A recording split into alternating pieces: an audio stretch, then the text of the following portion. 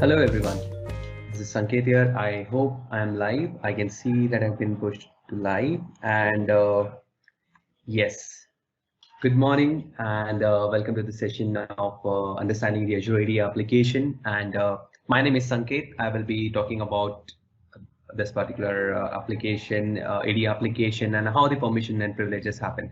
But before I start, I just wanted to show you about the various the PUG group that we have on the YouTube, and I hope you are following that so that in case you miss out something or in case you are not able to attend some session in future or at any time, you can just view the recording there as well. So to view the session, you can go to the Pune user group on YouTube. You can directly either go YouTube user Pune user group, or you can search for Pune user group. You will find the Pug logo, which you are already aware of, and you will see all the recordings available here. So go subscribe if you haven't already. And I'm really thankful to Mahesh, Vikram, Mayur, and all these folks, Omkar, who are actually organizing this thing, and Manish, who's making sure that the all the events are published and it has been properly set up. So thanks to these folks for organizing these events for you all. So I hope you enjoy, and if you have any question or anything, feel free to ask the question. So you can ask the question in the Teams meeting. You can see, you can type your name if you want to be anonymous. You can type your, you don't have to type your name, just ask the question, and I will try my best to answer.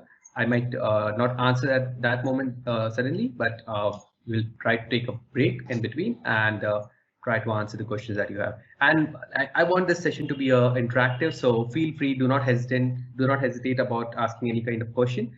So because there's no stupid question, because I do ask a lot of stupid question, I feel, but I get to hear from other people that it is never a stupid question. So feel free, ask the question, and let's make it an interactive session. Yeah. So good to have you all here, and just let me push it in the presentation mode. Yes. Okay, great. I hope my screen is visible, and if Mahesh or Mayur, if at any time my screen or my audio is not properly, let me know. Now I can fix my connection.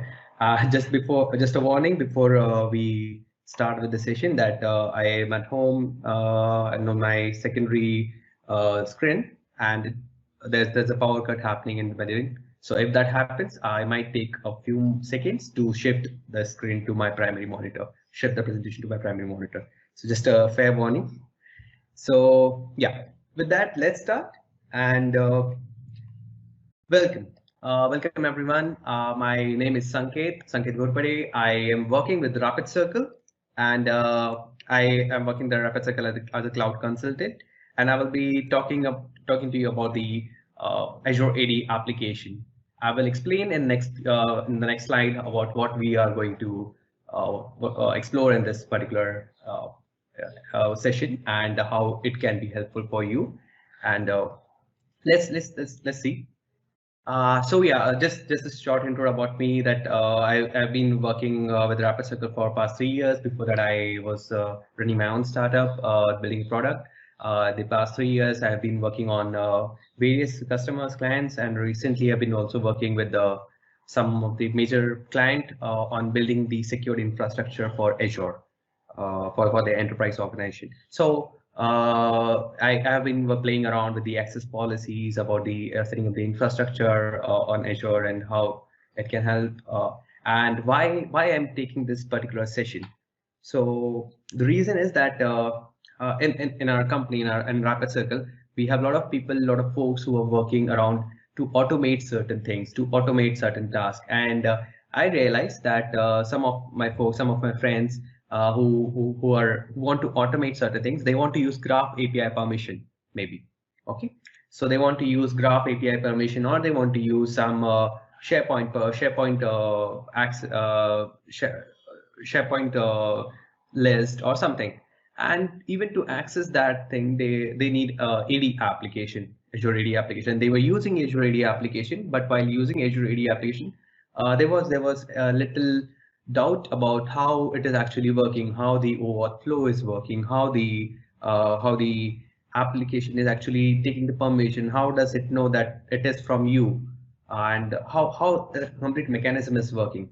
So I thought that okay, and this has occurred thrice or four times. So I thought that let's take a session and try to cover some concepts which are around Azure AD application, and I will try to go from some basic concept. So for someone who knows about AD application, this might be something repetitive, but please bear with me, and we'll try to cover as much as possible. So yeah, topic what we are going to cover. First, to start with, we'll be talking about what is Azure AD application and how to create one Azure AD application. Then there's something called a service principal, which you must have heard in your company, or you might already be using that one. So how is it that related to this one? And we'll try, and I want to make this more of a demo session so that you will be able to see how everything is flowing. Okay, so we'll be having a few demos like creating the application, creating the permissions, then about the how we'll actually execute that some API to get some token, and we will try to understand it from a conceptual point of view, So because once the concept is clear, you can apply it any, doesn't matter if it is Flow or Microsoft Flow or on your web app or anywhere. Okay, so yeah. And we also have a question and discussion at the end. Feel free to ask even right now. Okay. So I'm going ahead. Yeah. So let's try to understand what is Azure AD application. Okay. So this particular diagram that you can see in front of your screen might be a little bit confusing or might not make sense right now, but let me try to explain it. So let me try to explain this way, the way that I understand also.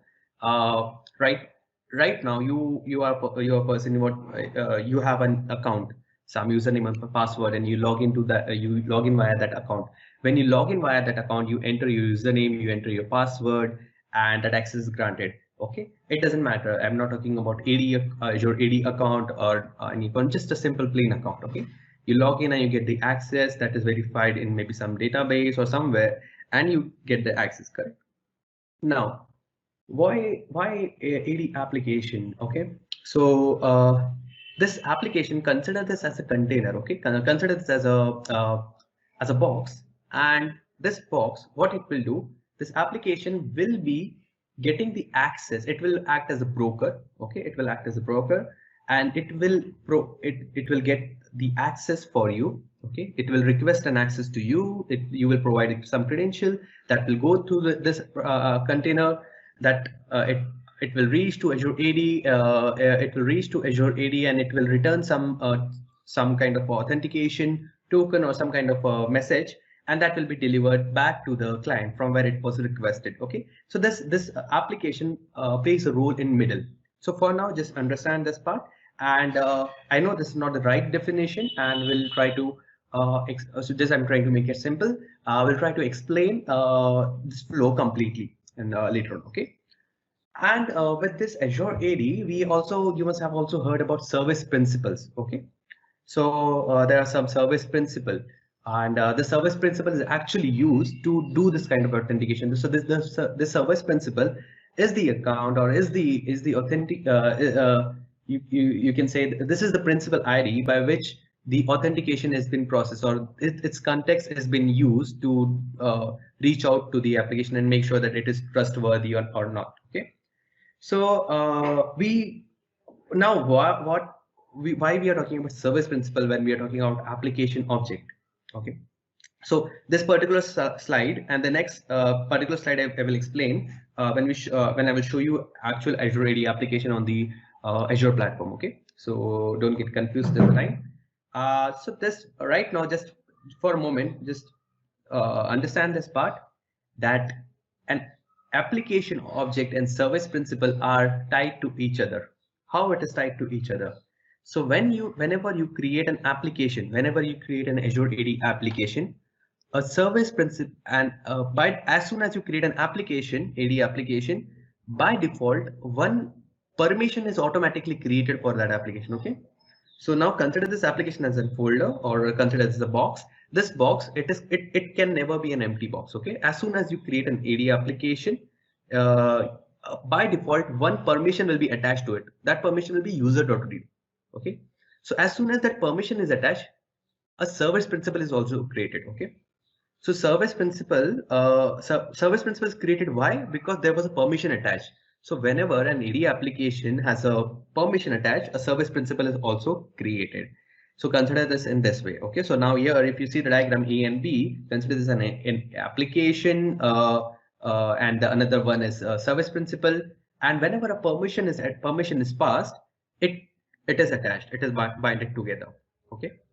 So and now. So this is how why we are talking about service principal when we are talking about application object. I will show you application object, how it look, what is application, and what I'm talking about the application object. Okay. So but before that, I just look at this diagram, and we will see similar type of thing on Azure platform. So just for a moment, focus on this diagram, and see, you can see that there's an app gallery. So your directory, consider this your directory. Okay. For this demo, we will call this directory as an experiment. Okay. So because I have a tenant, I have a directory with the name as an experiment. Okay. So this directory, there can be multiple application. Okay. So let me give you an example of an application. Whenever you log into a maybe a site, and they ask you, okay, do you want to log in with Facebook? Do you want to log in with the Twitter, or do you want to log in with GitHub, or do you want to log in with Microsoft account? So when this happens, how does your Microsoft login, or how does your Facebook login, or how does your any other different site login can be integrated with this site? That is because of this application. Okay. So this is what you can see in the diagram. Also, there's a directory. Okay, there's a Twitter app in Twitter, some Twitter directory or somewhere. Okay, and there's an Office directory. There's some other application, and all these. And when I authenticate, what happened? It creates a you can consider it creates a link, it creates a copy, it creates an application object. Okay. Now this is why we are coming to application object. So this application will be created in some other directory. Okay. So this one, the right side, if let me select the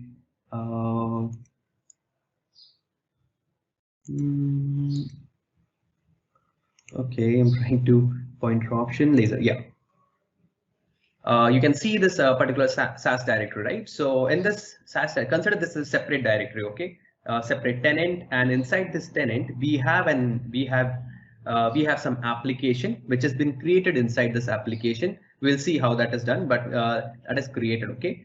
Now what happens inside our directory? So if someone from our directory, if tries to go and access an application, so consider this some SaaS directory as a maybe Facebook. So someone from our directory says, okay, log in with some like Sanket@experiment.com. This is my email ID, okay, and I'm which is part of this directory. And someone say, okay, now I want to access some content or some authenticate from the other directory. I will be navigated to this. I will be navigated to the login screen, and from there I will be asked to enter the credentials. I will enter the credential, and as soon as the credential is entered, that is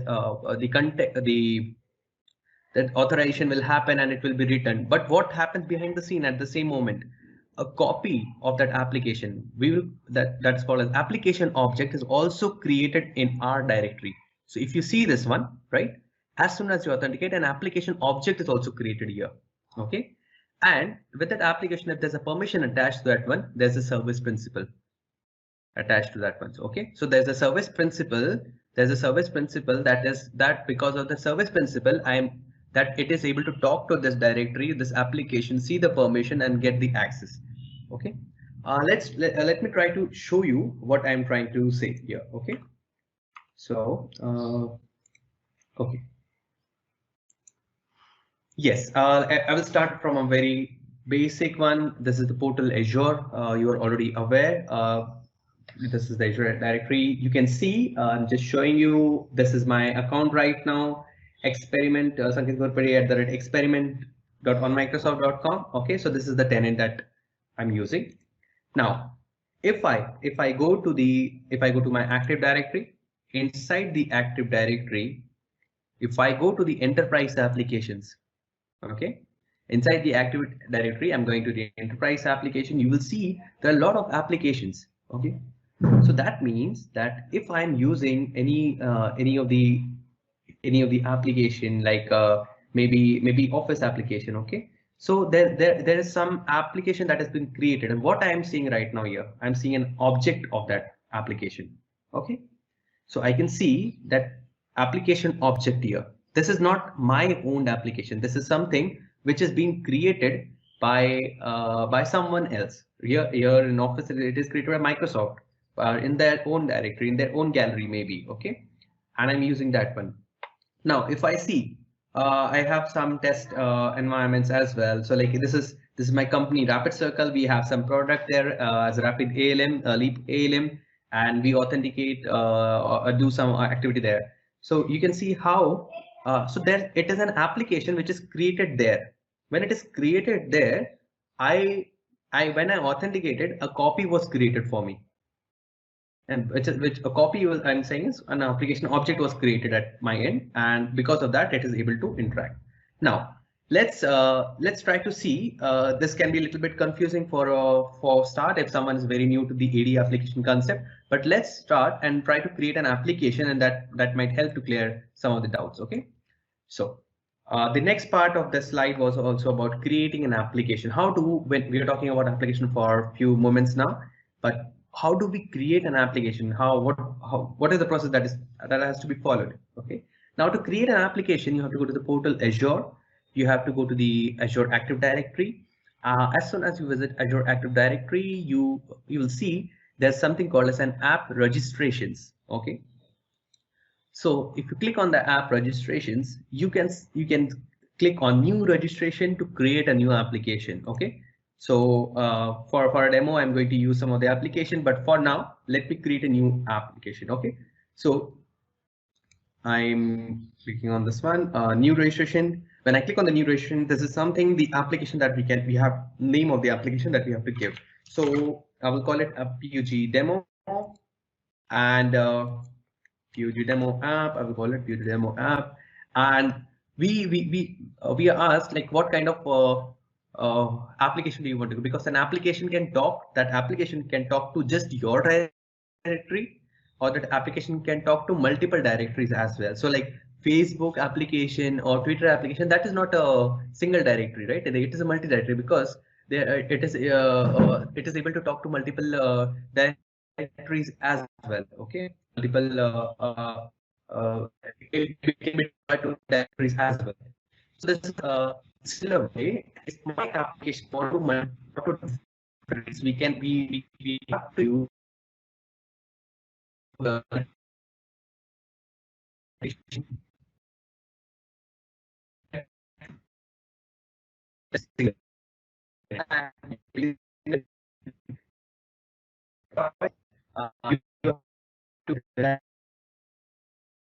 you have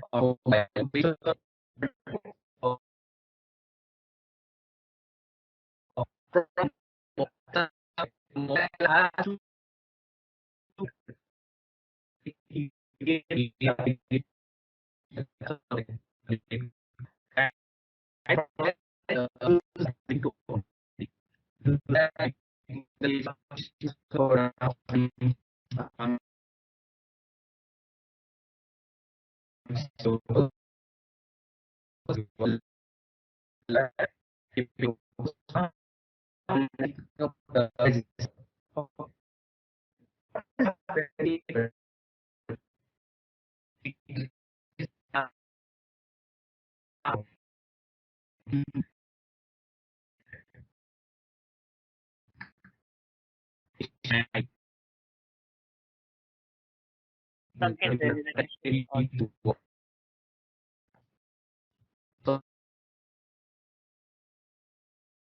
There is an issue with audio. We can't hear you. Hello, am I audible? Yes. I think you can switch off the camera. Okay. Yeah. Am I audible now? Hello.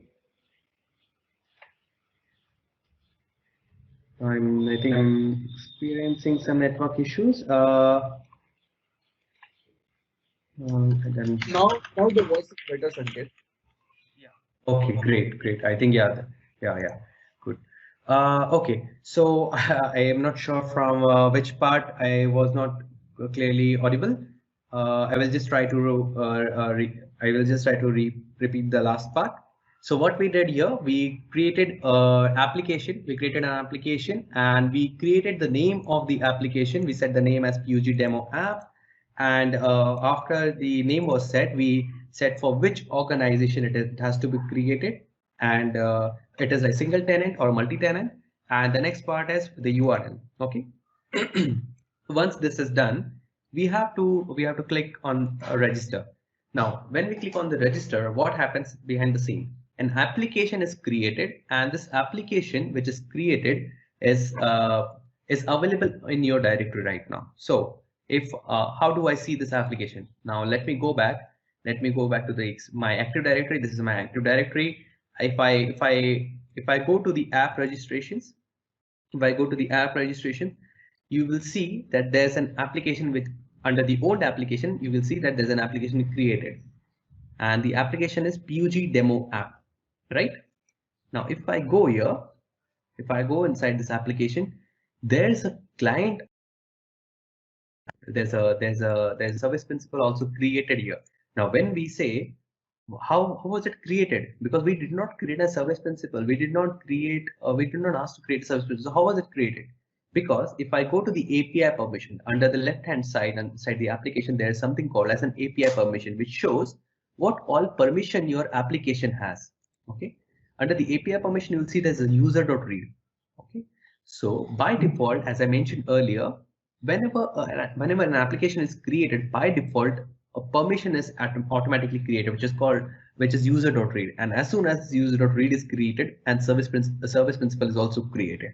Okay, so this is the relation between an application object and the service principal, application and the service principal. Okay, now if there's a permission which is added, which is created, okay, now we have created an application. Okay, but now how will someone access this application? How will someone access this kind of application? So now to access this application, we need two things, right? We need client ID, we need client secret. Okay, now client ID, you can see the client ID from the application ID. On the application, you can see the client ID written. This is public. Now the next part is secret. Go to the certificates. Under the certificates and secrets, you will see client secrets. Okay, there are multiple ways by which you can authenticate. There's something called as certificates by which you can also authenticate. But for now, to keep the demo simple, we are using client secret. When a client secret is created, I will create a client secret, and I will call, you can set the expiry when we want this client secret to be expired. Make sure that you keep rotating the keys, you keep rotating the secrets, because that's a good way of making sure that you are keeping your application secure. Okay, so this helps in rotating, because you set an expiry, and when the expiry is near, you rotate that one. Okay. And demo secret, I will say demo secret, keeping it 1 year, and as soon as I do it, I will have a secret value. Make sure that you copy this secret value with you. Why? Because as soon as you move away from this page, it will not it will go away. Okay, so what I am doing right now at my other screen, I am copying this secret. I have copied this secret here, And now this is done. And I will go and I will copy the client ID as well. Why I'm copying it, I will mention about it in we're going to do some demo, and there I'll use this one. Okay, client ID and client secret. So right now I have not yet talked about API permission in the AD app. Okay, I have not yet talked about API permission. I will come to that part. But for now, I think till this part it is clear how we create a client ID, how we create a client created client secret, how the application object and the service principal is tied up, in that part. Okay. Now coming to the next part. So this particular screen that you can see, relational application object and service principal, we will come back to this part again. Okay. So when I will show you the demo, I will also come back to this part again. This one is because then that you will understand how service principal and how application object is talking to that one. Okay. Okay. Now let's talk about how to create a permission in the application. Okay. Now to create a permission in the application, you have to go to the API permission on your application. Once you go to the API permission, there's something called as add a permission. Okay. There's something called as add a permission. Now, when we click on add a permission, there are multiple options, like for which service you want to create a permission. Is it a Microsoft Graph service? Is it DevOps? Is it Azure Storage, or is it SharePoint? There are a lot of services that are available. Okay, so you can select which service for which service you want to create a permission. Okay, now I'm creating a permission for Microsoft Graph. Okay, so I will click on Microsoft Graph. Now, as soon as this is a very interesting, very important topic, so this might be useful. As soon as we go into any service. So I've went inside Microsoft Graph. You will see that there are two options: delegated permission and application permission. Now, what do we mean by delegated permission and application permission? Okay. Now, and when to use what? So consider this one. Application permission will be able to run the operation without the user interactive login. Without the user's interactive login, application, if you select application permission, your app will be able to run on behalf of that. Your app will be able to run and access that resource. Okay, without that signed in user, And when we say delegated permission, your application will not be able to run without the context of the signed in user. So that it requires the signed in user to be present, then only it will be able to run the context, run the application and get the permissions or the data which you are configuring here. Another difference that you have to make sure you remember about application delegated permission is application permission are always an admin consent permission. For any of the, so if I go into application permission, and consider I pick up any of the part, like consider chat. If I want to chat, read basic or any kind of permission that I want to set, you will see that there's yes written. What is this yes? It is admin consent required or not. So all the application permission require admin consent. Okay, so remember this part. Application permission will always require an admin consent, and application permission will have, since application permission will require admin consent, it will be able to execute the operation with more access than the user who has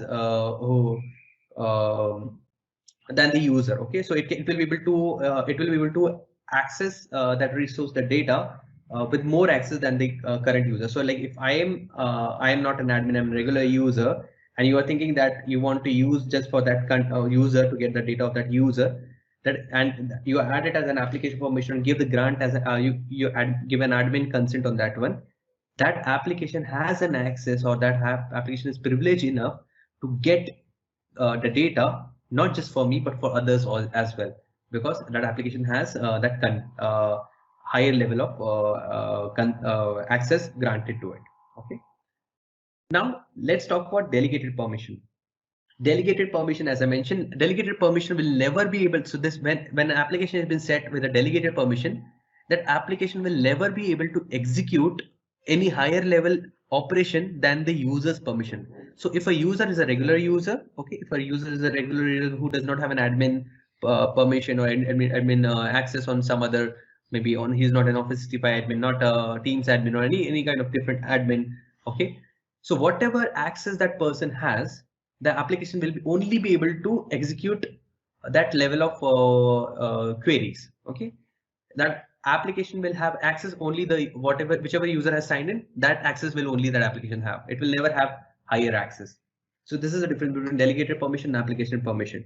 So make sure when you implement, you know for what purpose you want to implement. If you want to use it for like tenant wide and you do not want any user intervention, you do not want that user's context is required or anything like that, then use application permission. But if you want to make sure that the context has been used for user only and not of any other of the user only, and whatever data or permissions granted to the user, that kind of access should only be assigned to the application, then use a delegated permission. Okay.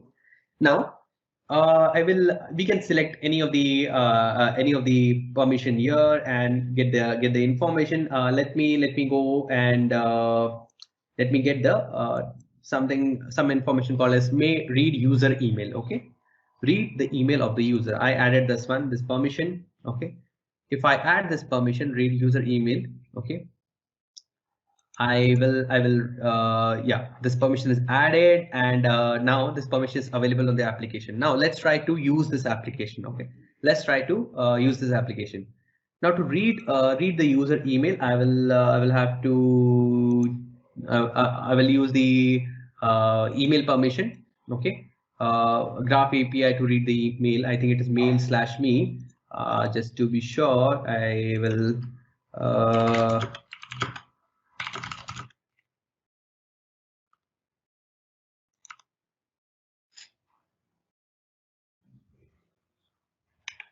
okay. Yeah. Okay. Just to I have already one permission with me. I will use that one. For now, I'm removing this one. Yeah. So let me for the one which I'm going to show the demo. Let me show you API which is called as presence. Okay. Now this is a fun experiment that I was doing, and Omkar here is also you must have attended this session earlier.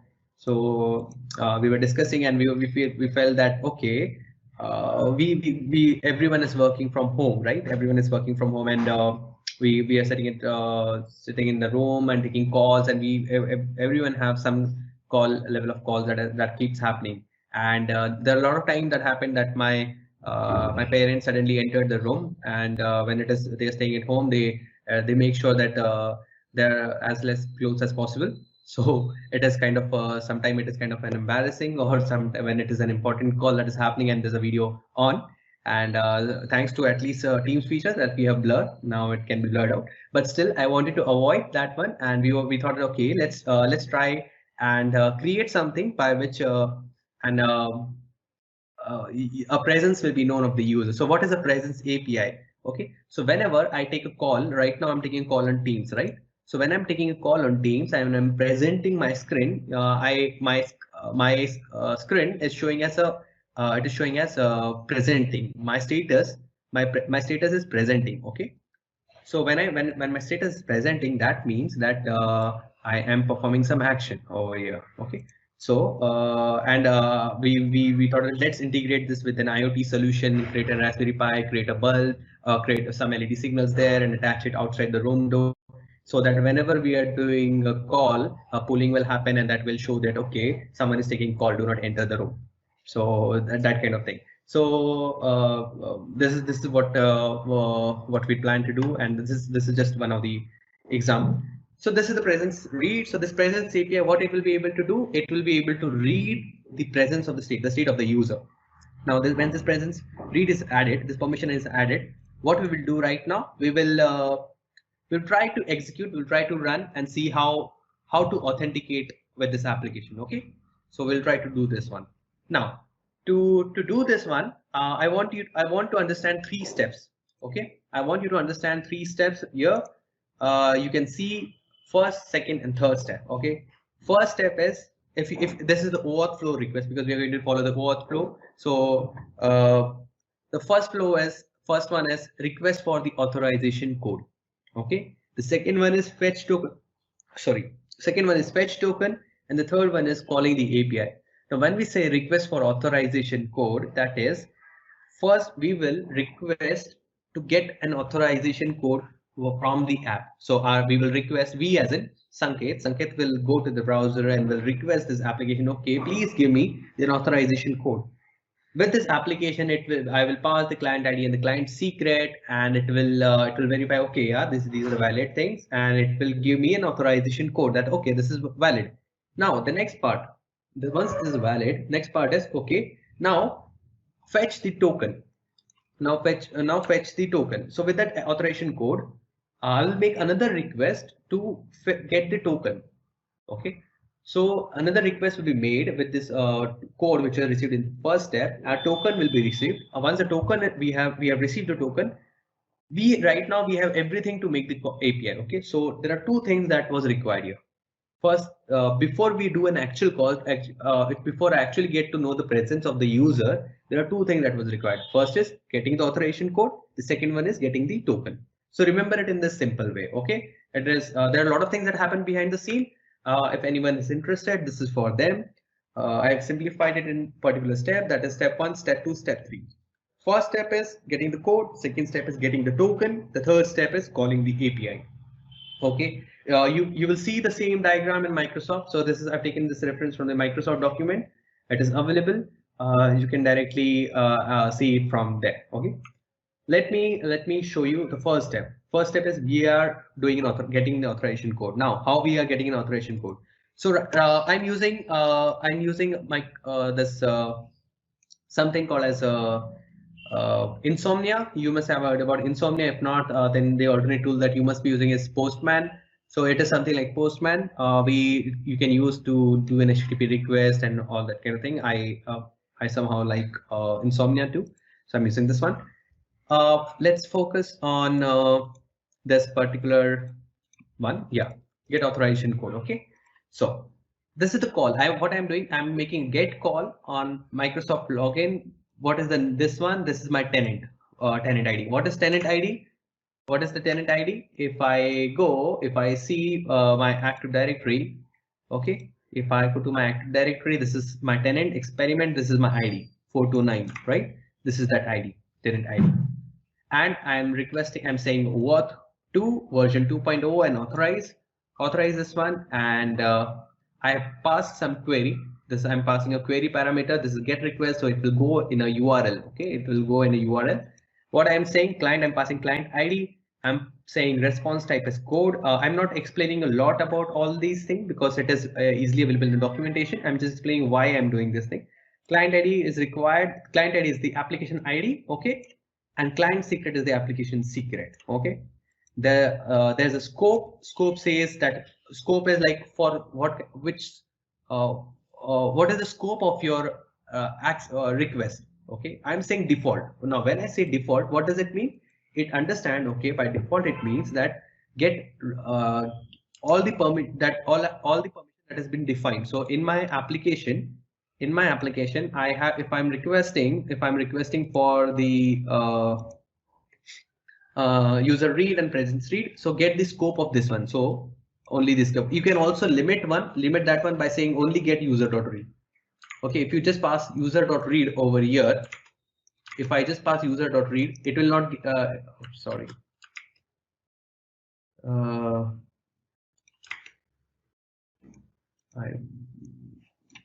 Yeah.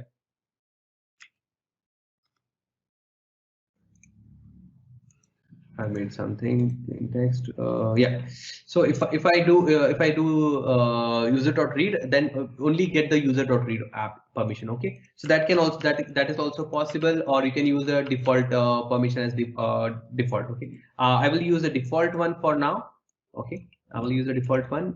Get the authorization token. And yeah, I have put the scope here.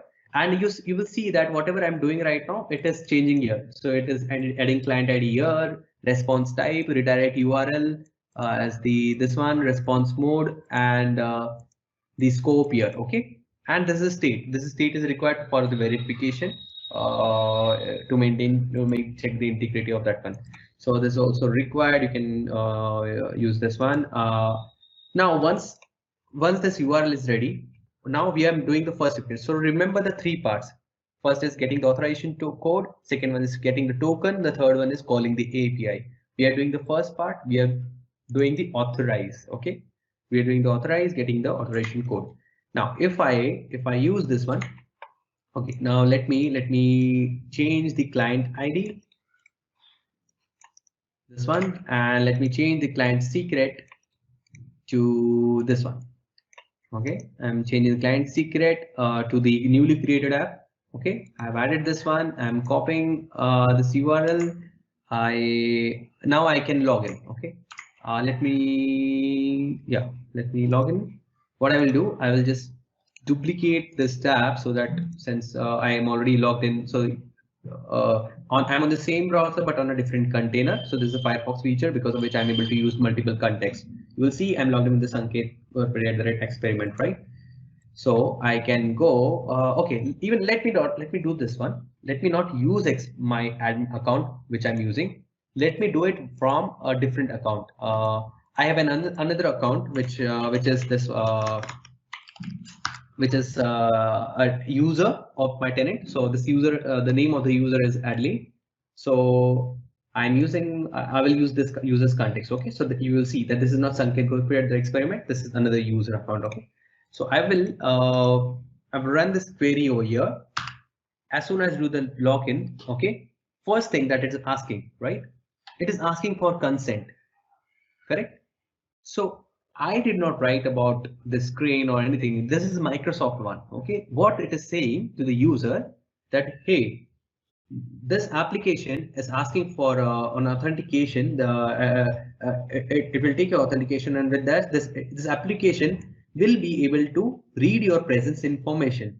It tells the detailed information. So it is a consent from the user. Okay, do you agree to give this permission, this application access or not? So make sure that whenever you sign in for any of the application and you see this one, do not just blindly click on accept. Read what this application is going to do. Similarly for Facebook, Twitter, just as a privacy part, make sure that you expand this section that you get to see there and make sure that you understand what you are signing up for. Okay, you see this, you accept, or I will say, okay, I feel like, oh no, I'm confident about this application. And I agree that this application will be able to read my profile and will be able to read my present status. I accept it. Now, what is happening? As soon as I click on accept, my consent is added. Okay, so I will show you. As soon as I click on accept, this application, it is not the demo is not broken. Okay, it is done. I'm showing on localhost. I do not have anything running. That is why it is showing an error. This is something which I've set in a redirect one, but it is successful because you can see a code has been returned, right? A code has been returned. Now, before I go to this code, let me show you something else as well. Now, this is very interesting one, and I think this will clear your lot of questions about the application object and how it works. Okay. Now I've logged into the Adley's account. I will go to the Active Directory. If I go to the Active Directory and under the enterprise application, I'm going under the enterprise application. I showed you earlier that this is the area where you will see all the application from maybe some tenants from different tenants, like Office and all that one, right? And you will see if I will go, let me search for PUG demo. Okay, so you will see that an application is created here. Now, what is this? This is a service principal has been created here. Okay, the service principal has been created. This application object has been created here, and because of the application object, the service principal using that object, service principal attached to this application is using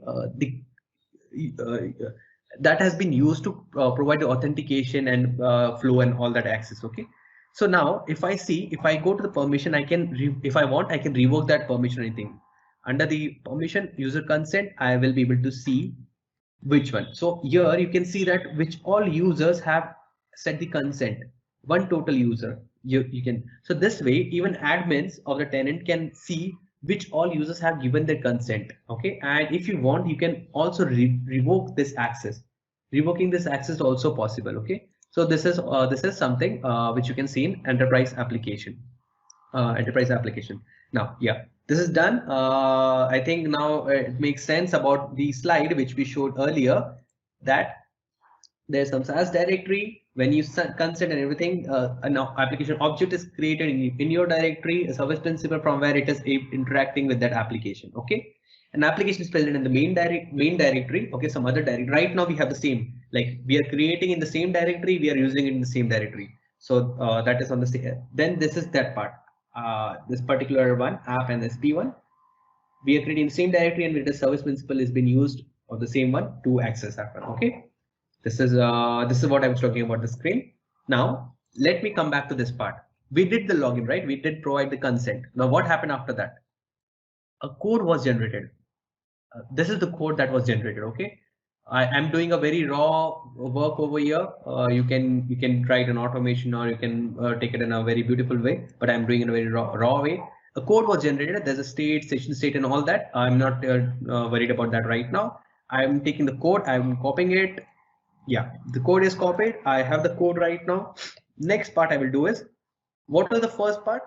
Authorize. We authorize this. We said get the authorization, get the code. Once the code is get, next part is get the access token. To get the access token, this is the URL. Again, log in the Maximum Online, your tenant ID, OAuth2 version 2.0, request for token. This is a post one. This is not a get one. This is the post request. And the form, the header type is form URL encoded, form URL encoded. And under the form, I pass the parameters like code. This is here something which I have to pass the code. I am pasting my code, which I fetched it from there. Client ID. Let me change the, so this one that you see earlier. This is my some other demo which I was doing.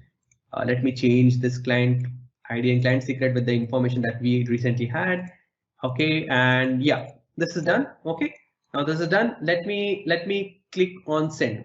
What it will do, it will use this one to get the token.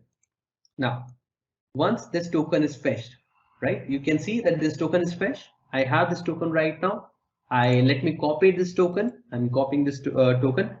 Now two part is done. Let me go back to this one. What we did for the first one. Okay, let's try to, because this is a very important part. This is the major part. If you understand this one completely, I think you will understand completely about how overflow works. Okay, step one is we request. So if you see a dialog box was requested, user completes the policy, user says okay, I give the consent and all. Once that was done, an authorization code was returned. This was the first step.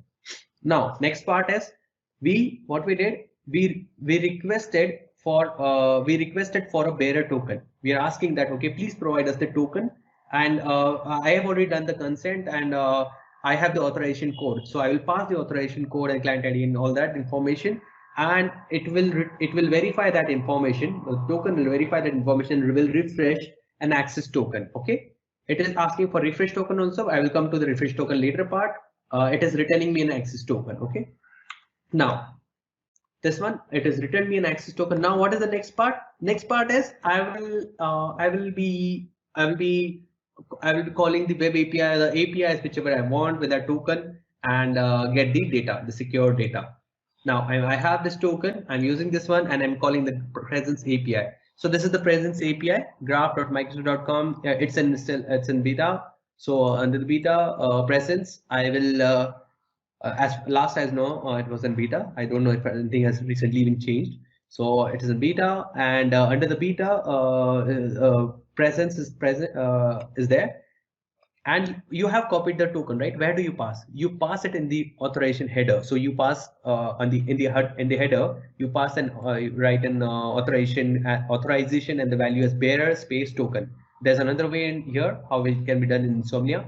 Is I can specify that what kind of authentication is required. I say bearer token. When I say bearer token, I'm sending the token. This is the let me paste it. Yeah, this is the token that I fetched that I got previously, and I'm sending it right now. As soon as I send, you can see that the availability is set as away, right? It is showing that the availability is set as away. Now, what is the availability? Let me go. Let me show it on the this one. I was actually not active on this one. That is why it was away. And if I consider whenever I will go into a meeting, okay, this will automatically be set to in a call or something. Like let me manually for this demo just now for manually. Let me change it to busy. Okay, I am busy because of some work. Now, if I go and make the same presence API call again, with the same token, because this token is valid for an hour. Okay, so if I go and make the request, you will see that availability is set as busy, right? So this is how we have done. Let me repeat what we have done. We have created an AD application. We have set a permission. We have created an AD application. We have set a permission. We have we then call the API we then call certain set of instruction. One is getting the authorization code. Next one is getting the access token, and the last one was our API, whichever API. Okay, so the first two is common for every request. The third one is different. Okay, third one is based upon your information. Okay, so this is what has been done. Now this is the almost 60-70% of the part of the demo is complete, and now only the last part is left, which I will tell you. Okay, now this is done. This is where the user is logged in. We asked the user to log in to enter the credential. You did not see the login box because I was already logged in, so I used the same authentication context. But once that was done, it provided the context. Now, there was a query, there was a question. Okay, a lot of people have asked, okay, what if they want to use the delegated access, okay, the permission, which is the user permission, but without making the user login? How that can be done? How that can be done to make the user get an access of the user without making the user login? So first of all, that is not possible. For delegated permission, you have to log in the user at least once. Now, why I'm saying at least once? Okay, there is something called as in this permission. There is something called as offline access. Okay, in the permission, there is something called as offline access. Let me show you. Let me go to our previous one of the application which I've already created. So similarly, before this demo, I created another application. The name of the application was My Presence App, and similarly, I added all this one. But I added one more permission here. What was the permission here? I can see I added offline access. How did I add offline access? I clicked on Add Permission. I went to Microsoft Graph. I clicked on Delegated Permission. Under the Delegated Permission, there is something called as offline access. I added this one. Now, what does this say? It says that it will give access to data for which I have already given an access to the application. So let me try to explain you in this way. Let me try to directly show you a demo. I think that will make much more sense. Okay, now if I go, remember this step. Okay, what we did previously. I'm repeating this again because there is some slight change, and I want you to see the difference between that one. Okay, what we did earlier, we get the authorization code. We created the query. We got the authorization code. Then we got the token, right? We requested for token, and we got the access token. Now in the response, you see the response. Okay, what we have got an access token only, right? The other one is expires in, that is the in seconds, how much time after which this token will expire. This is generally 1 hour. We can change this one also. Okay, this is an access token. This is which is valid for 1 hour. After 1 hour, you will have to again re-authenticate. But we want that. No, I don't want the user to authenticate again after 1 hour. I want to use the same one. So what can be done in that case? Okay, what I will do, I have added something as offline access. Now I'm going to the other part. I'm doing the similar way.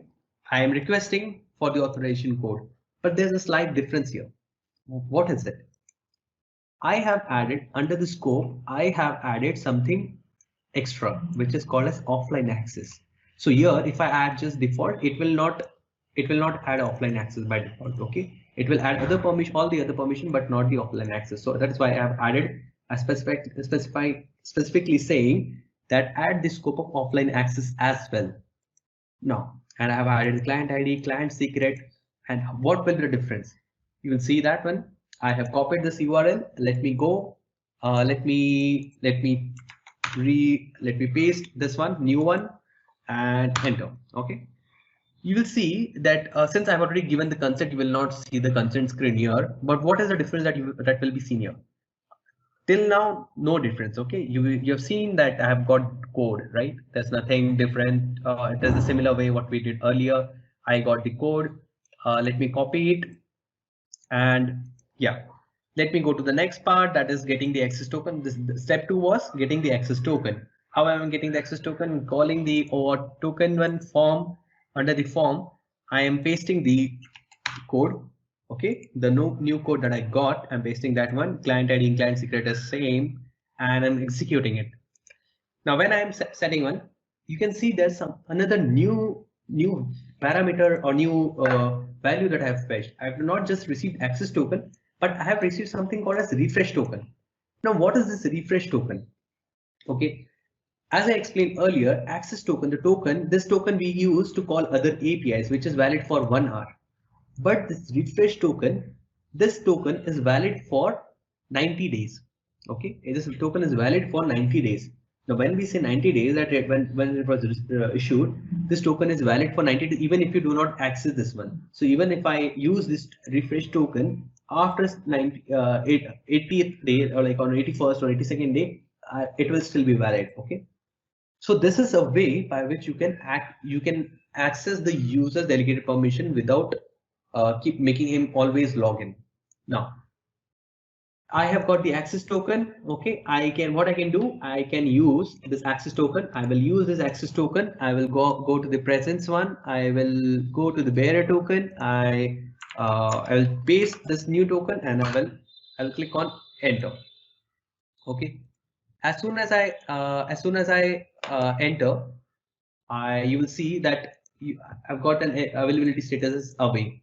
Okay, I've got because I might have again changed it. Yeah, see, there's an away status, right? And now it is again changed to busy.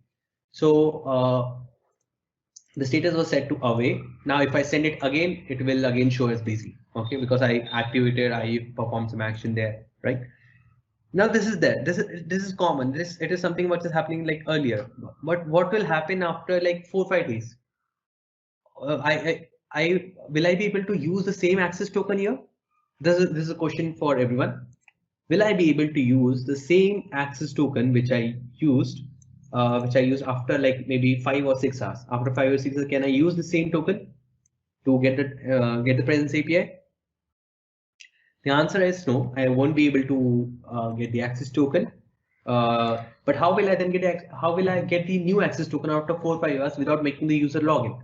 At that time, I will get the access token, a new access token using the refresh token. Okay, so this is the refresh token that you can see, right?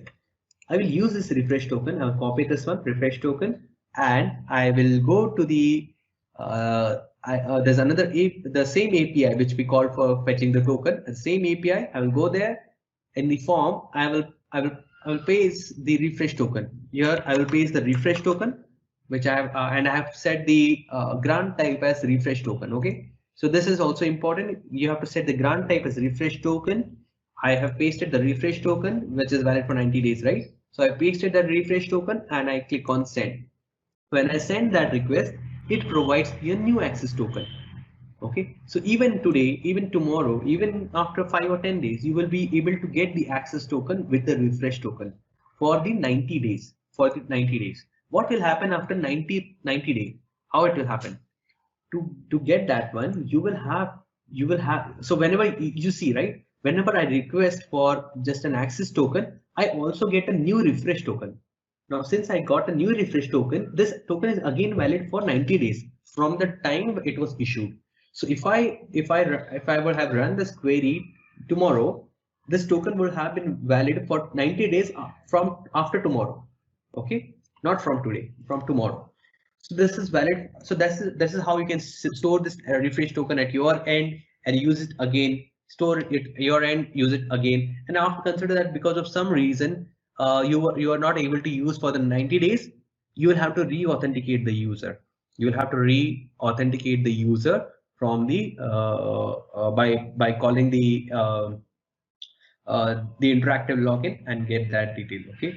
So far I am not aware about any process by which we can get the delegated access uh, without the interactive login. So I do not know. I'm not aware about this one. I don't think it is possible. But if someone knows, please correct me about that one. Okay. So yes, that brings to end of our session. We understood how we are accessing the delegated permission with offline access. Okay, so let me just repeat what all things we learned, what all things we explored. One is we saw that how the what is an Azure AD application, what is the relation between an application object and service principal. We saw how to create an application.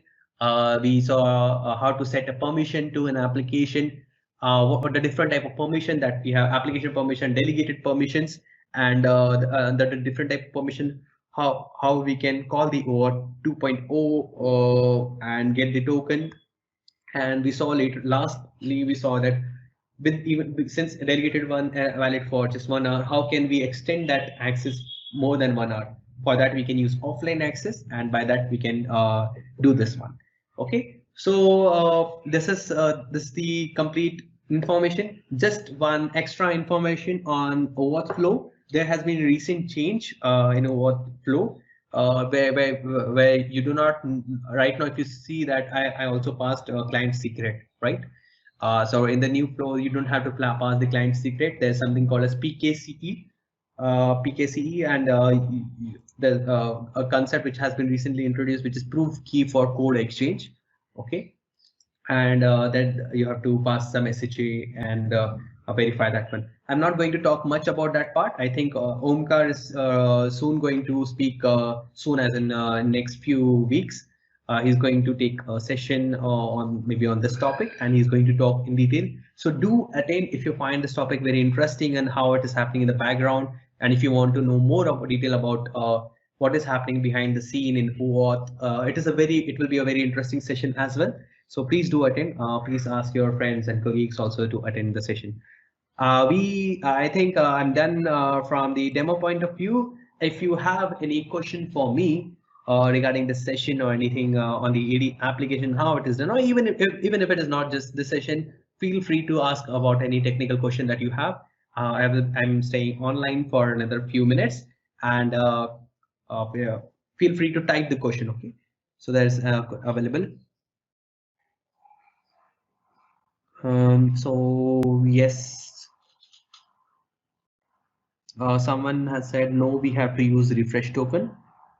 So I think it was for the question that I asked about delegated interactive login. I think if it was something else, let me know.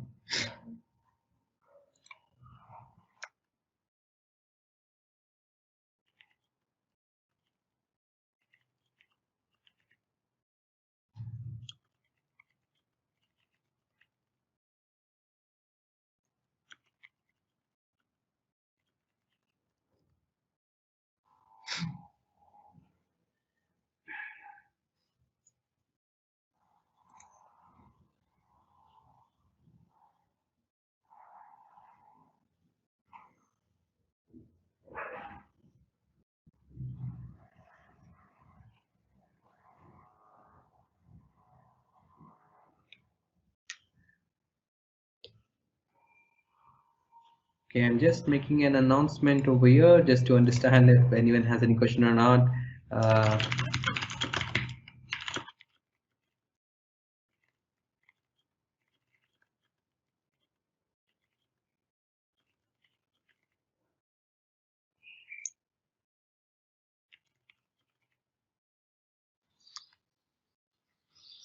So yes, I've published an announcement. If you have a question or anything, just like that one. You will see the like button there. That will just give me an immediate response, because I understand there's a delay between what I'm saying right now and what I'm saying right now and what has been shown. So if you have any question, just like this message so that I will understand that I have to wait for a few more seconds and it's not the end yet. Okay.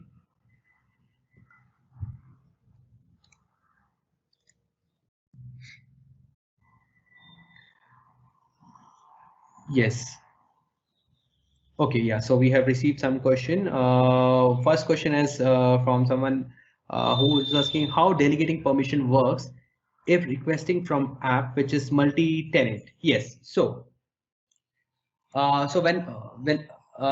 how did that so it will work in a similar way. Okay, right now what you saw that uh, let me show you this one this particular screen. Yes, so under the enter what will happen in that case? Okay, let me show you and this enterprise application. Under the enterprise application, you will see there are a lot of application object, right? These application an application object was created, right? If it is a multi-tenant, okay, and let's call it tenant A and tenant B.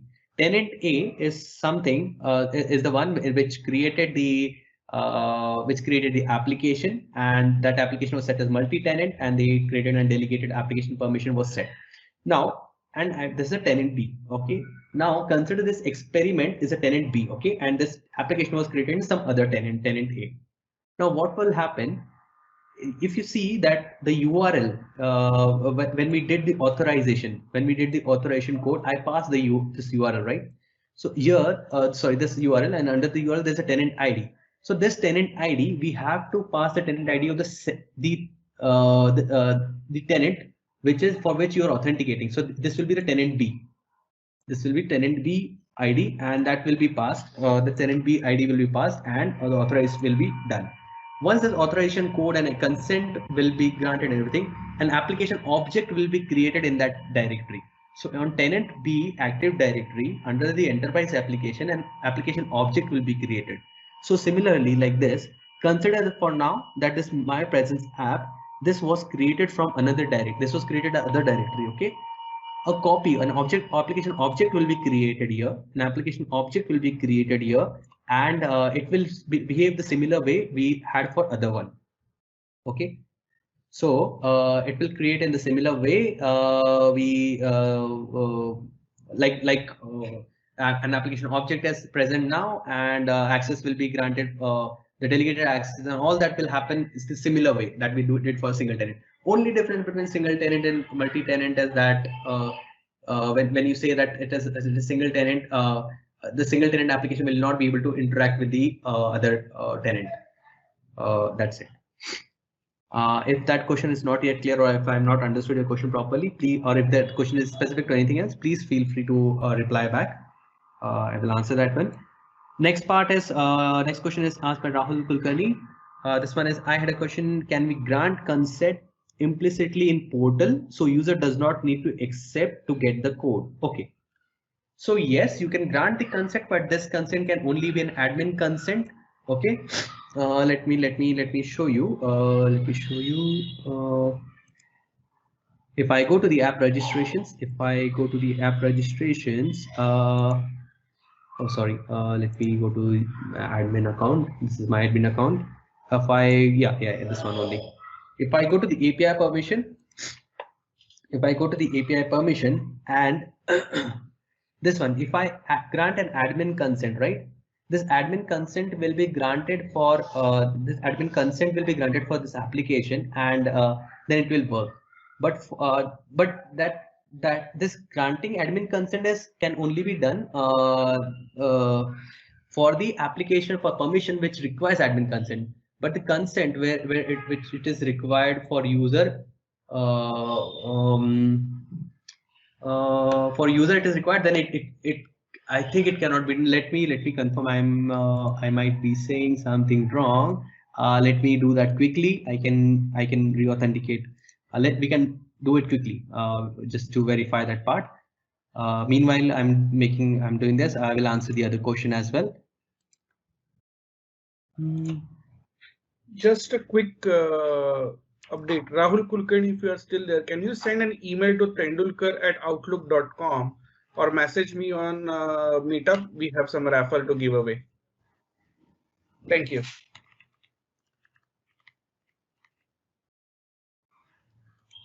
Thanks, Mayur. So meanwhile, I'm creating this one. Rahul, I'm trying this one. I will do this one. Let me answer Aishwarya's question, and we'll see how does this approach change for users with how does this approach change for users with MFA enabled? Can we still use the same approach? Yes, yes, yes, yes.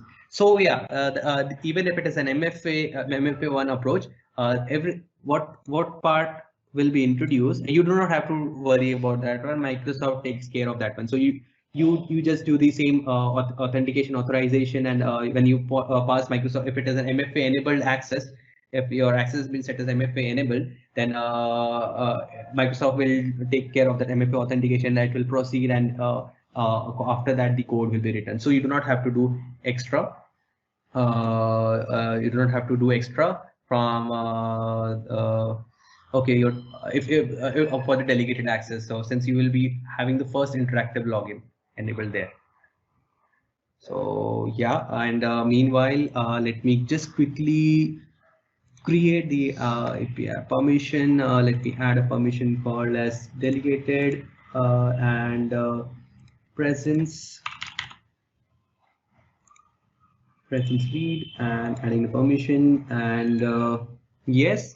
So Rahul, I have created a new application, okay, and what I'm doing right now, I'm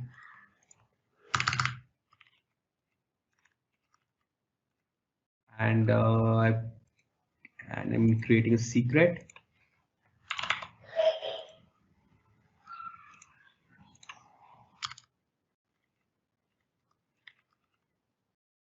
Okay, so right now I am doing this part. I'm going to the API permission and I'm granting the admin consent, and I'm clicking OK. So I'm clicking the admin consent over here.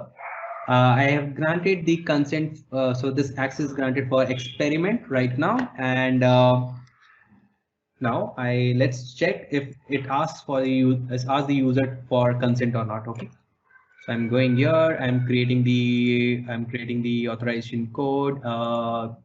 Changing the client ID to new one, changing the client secret to the new secret. I pasted the scope as default. Yeah, this is scope as default. Rest everything same. Copying it, right? Yeah. So now I am under the okay. So earlier, if it is a new app, it asks for consent. If the consent was not provided, right? If it is a new one, it asks for consent. Let's check if when the consent is provided at the AD level, what happens? Okay.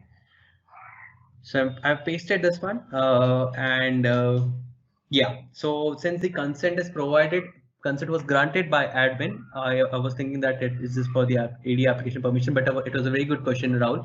So yeah, since the application consent was granted from the portal, if from here the admin consent was not here, yeah, from here the admin consent was granted. So no user has to provide the consent, even for delegated permission. Even for delegated or any permission, since the permission is granted by admin, application has an high access for all the users, and it did not ask for consent, and you can use the code from here to proceed ahead. I hope this answers your question, Rahul.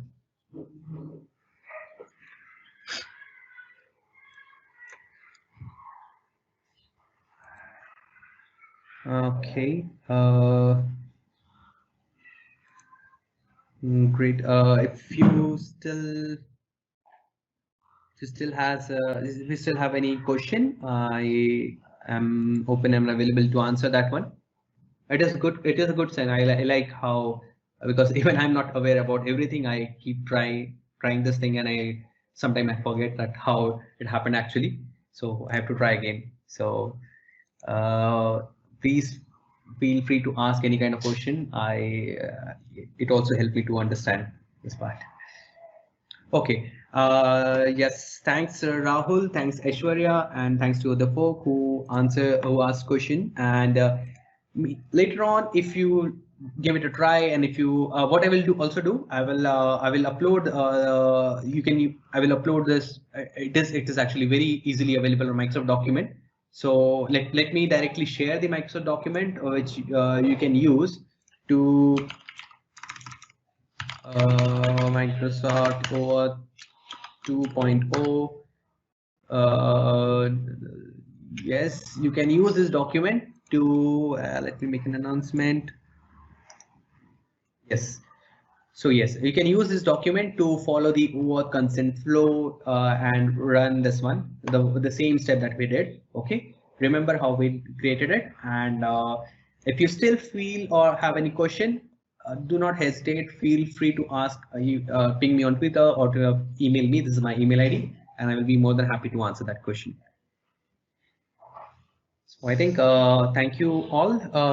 Mahesh, Mayur, you can take the slide.